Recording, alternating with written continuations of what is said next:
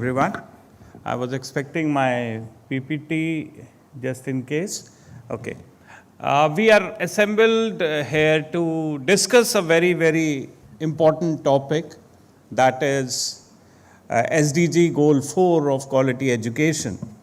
We have been talking about quality education and exhibiting it for our showcasing of quality practices at our schools. But unfortunately, we are not able to achieve the goal with the march of time.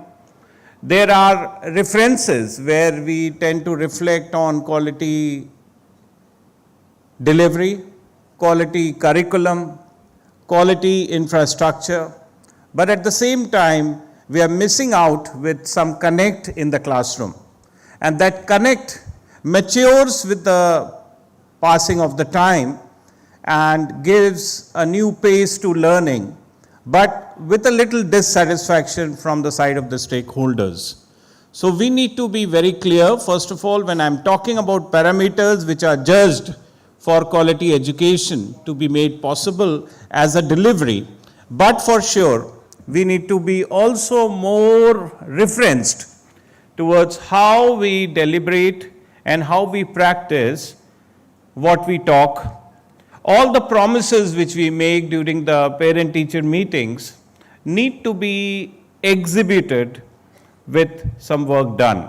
And there are many creative schools, innovative schools who tend to practice the good practices, the strategies with the march of time, with the help of technology, as we have seen post-COVID. But dear friends, when we talk about the preparedness of the schools to deliver quality education, we need to look beyond the classrooms. We need to look beyond the infrastructure. We need to also look to practice what we aim at, rather than just delivering the curriculum. As I was just discussing about two countries' education system, one prepares for the job and the other prepares for the exam.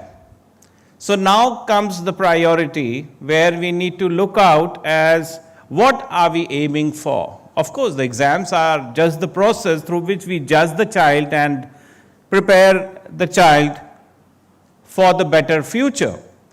But aiming at the excellence will only count when we tend to reflect on preparing them for the job. And for sure, the jobs which do not exist today, because by the time the child is going to be out from the college and goes into the workforce or to the job arena, he'll be facing challenges which reflect on the professions which do not exist today. And for that reason, there has to be a practice of creativity. There has to be a practice of innovation, not only from the side of the scientists or the innovators around, but from the child itself or the teachers who are preparing them for the great future.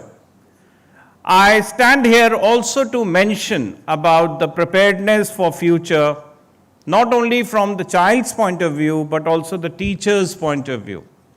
The teachers can't really teach through the vocabulary they have had for A for apple, B for boy, and C for cat doesn't exist. It has given way for A for Android, B for BlackBerry, and C for cloud. And that is somewhat we need to eye at, that what are the new age requirements for a teacher to make the classroom creative, innovative, and the one where the child does not sleep with the eyes open. Because at times we find in the classrooms that the children are lost. Even I have a special mention here about the talk which our Honorable Prime Minister just 2 days back, he delivered on the topic of Pariksha Pe Charcha, like talk about examination system. And he interacts with the students who are going to appear for the 10th and the 12th exams. And his last episode was just 2 days back, where he discussed about the importance of fasting. Now, fasting is like there are brothers from Bangladesh who believe fasting during Ramzan. No. He talked about the fasting of digital aspect, the digital usage, the digital fasting, where you leave your mobile for 2 hours or a particular day of the week, that you forget about all digital interfaces you make. And that is how he emphasized on the need and also requested the parents that more of quality time should be spent with the children in the classroom and limit the use of digital devices with their children. Because as a part of a parent, we exhibit the best for our children, the best of the schooling, the best of the dress, the food, the living, the care, and also the best of the mobiles, the iPads and the iPods and whatnot.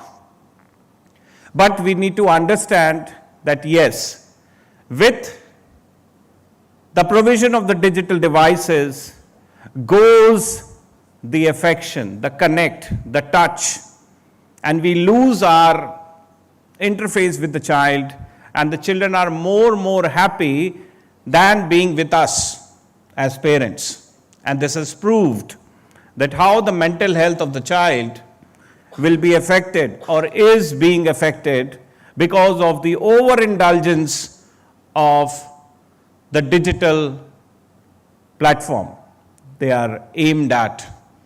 I'm sure many of our colleagues who have come from India and Bangladesh shall also deliberate on these topics on day after tomorrow, and of course tomorrow also few speakers on random. And this is going to be just a platform to discuss the scenario about the challenges.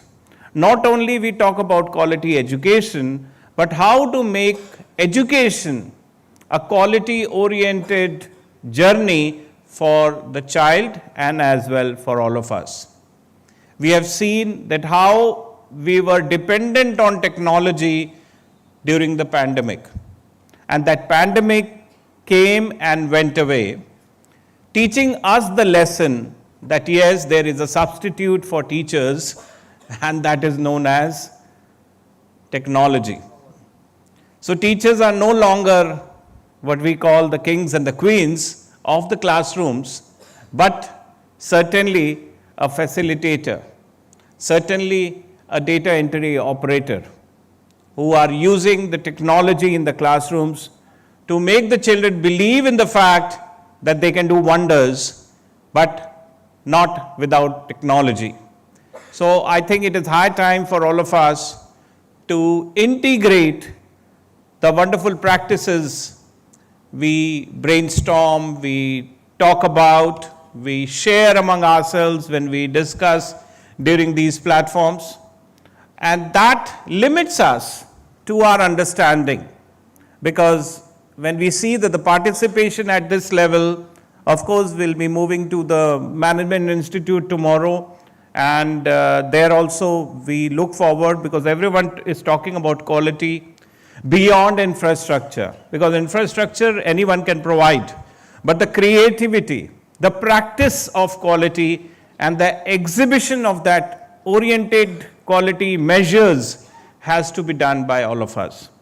It is just not going to be attending the conference, but taking away the good practices and practicing them at our workplaces when we go back. There has to be one pre-order notion. We talk about pre-order, that yes, we went there and we observed, and we are going to be exhibiting this and making it as a practice.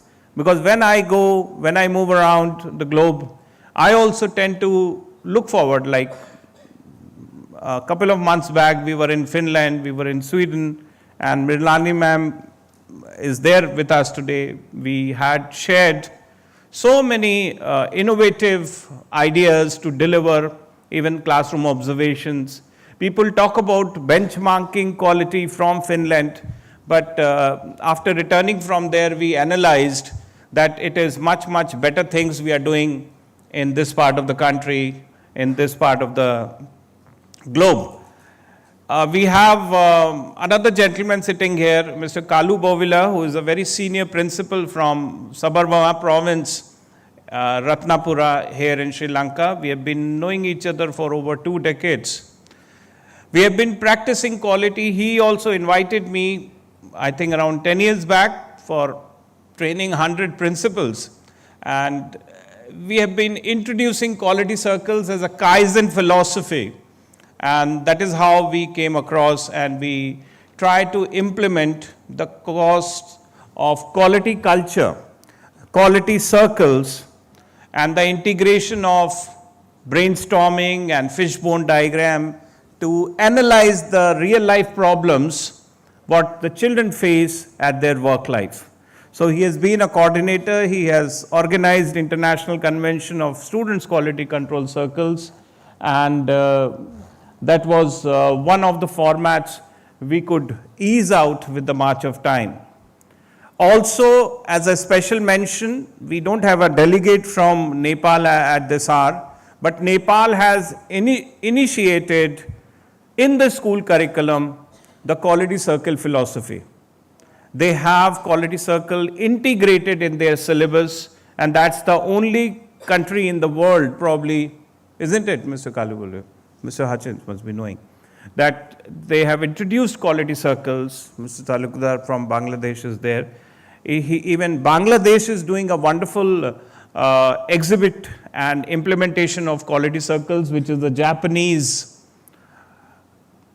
philosophy and has been brought from the management. The top business schools were teaching quality circles for over long, but now over last decade and more than that, the quality circles have been integrated in schools just to measure the quality and analyze the quality, and giving the children the importance of maintaining the decision-making skills among themselves.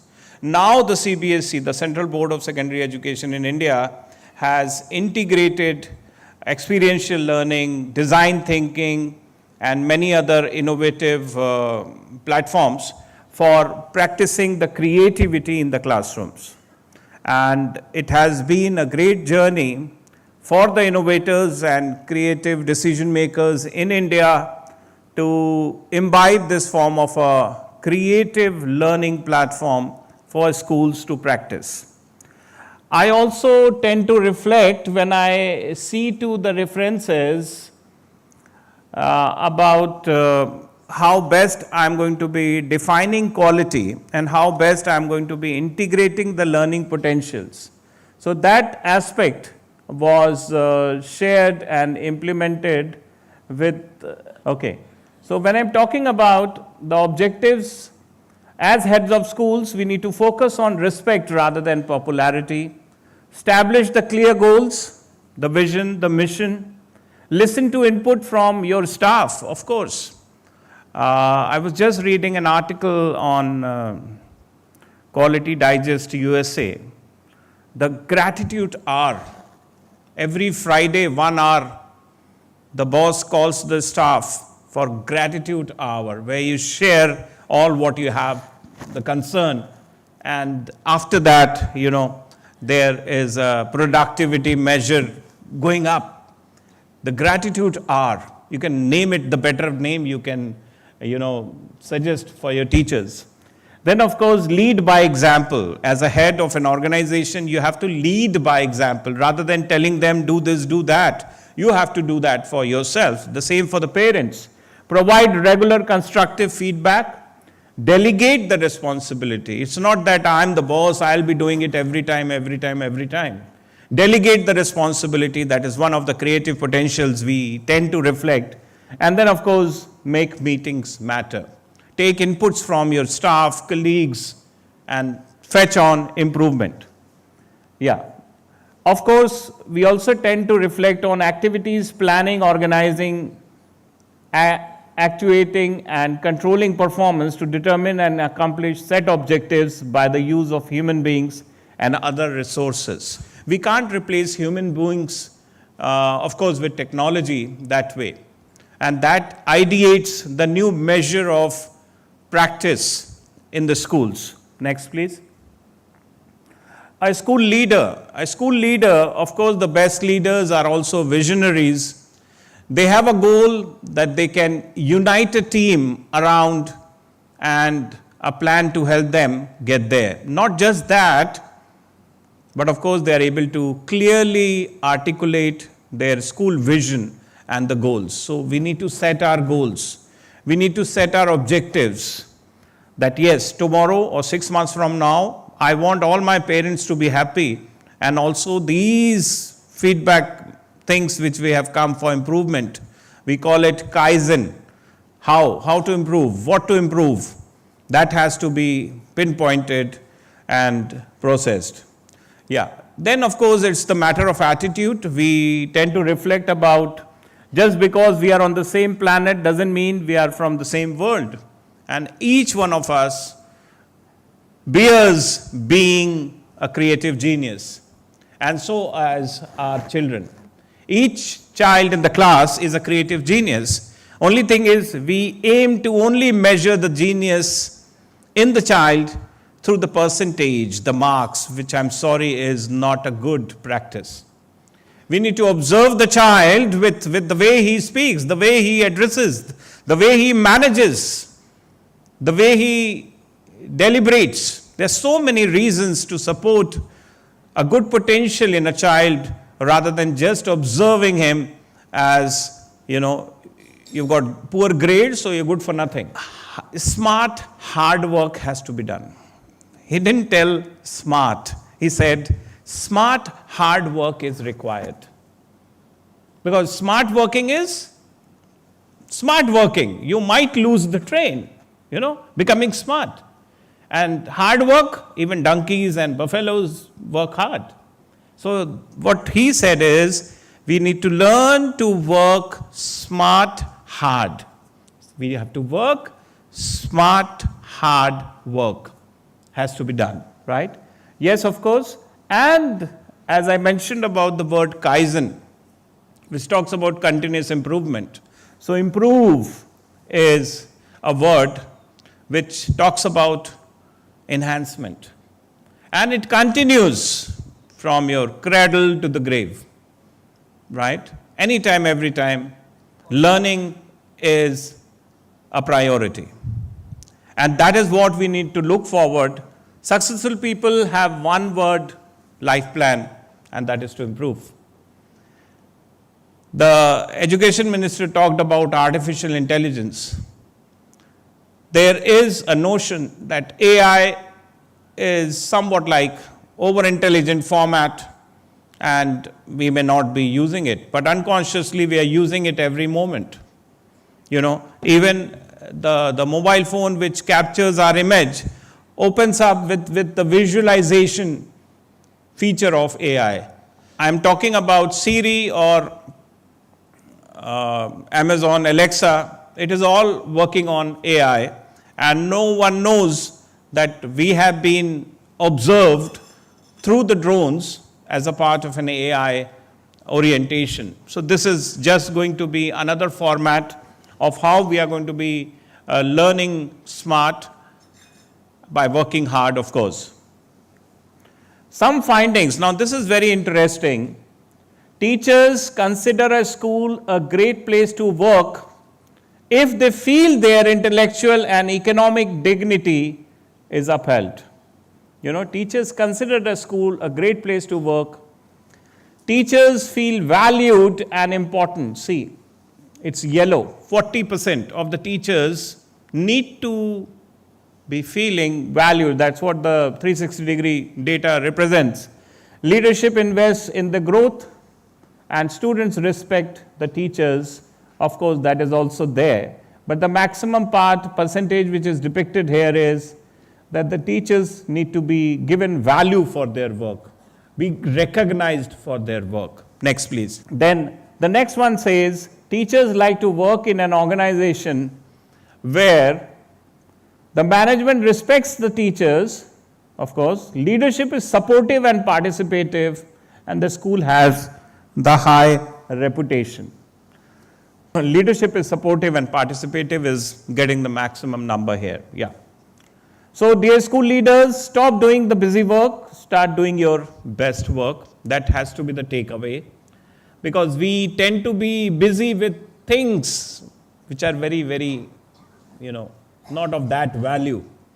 So we need to understand what we are doing, whether my teacher who is there is busy with copying of names from one register to the other, documenting it just like an office job, or she's trying to create some digital content for the next class. So we need to see to the quality of busyness by the teachers or by all of us, and that will make the difference. Yeah, the next one please. This was the special mention which I talked about, which talked about the write-up, easing pressure on students. Now this is a write-up which was published in the Hindustan Times in the editorial after the Pariksha Pe Charcha, the discussion with students on examination by the Prime Minister. And this was the findings where Prime Minister narrated the importance of easing out the pressure on students, and also at the same time he mentioned about the importance of limiting the digital usage, the digital fasting, what he talked about. And for that reference, as an educator, we need to emphasize that yes, it is of prime importance. People say that yes, if I snatch the mobile from the child, he might overreact. Let him overreact. There are times when our parents also took the toys, the games, you remember. It was an overreaction, yes, but ultimately they need to be told about that what is right and to what limit it is right. So thank you very much for your patient hearing, and I'm expecting more interesting, of course, sessions by our delegates.